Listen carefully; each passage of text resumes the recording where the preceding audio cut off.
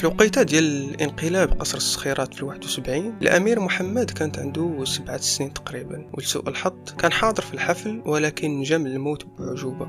والسبب غريب شويه، الامير محمد كانوا عنده جوج مربيات اسبانيات، الاولى خوانيتا لاباخوس والثانيه اسينسيون دياز. العلاقه بيناتهم تجاوزت العمل والتربيه وولاو كأسرة، لدرجه ان الامير محمد كان كيعيط على خوانيتا لاباخوس بالعمه خوانيتا. هاد العلاقة كانت سبب في الإبقاء على حياة الأمير محمد. في الوقيته اللي دخلوا فيها الانقلابيين للقصر وبداو في إطلاق النار، العمة خوانيتا وأسينسيون غيكون ليهم دور بطولي في حماية ولي العهد. كيتقال أن خوانيتا توجهات مباشرة عند الانقلابيين ودخلات في مشادات كلامية معهم باللغة العربية، وغتشد يد الملك وغتجرو لعندها. وهاد المعلومة صحيحة 100%، حيث أكدتها بعد سنوات من الحادثة مصادر عسكرية إسبانية لصحيفة إسبانيول، والحسن الثاني بدوره أكدها في حوار مع الجريدة الفرنسية باري ماتش.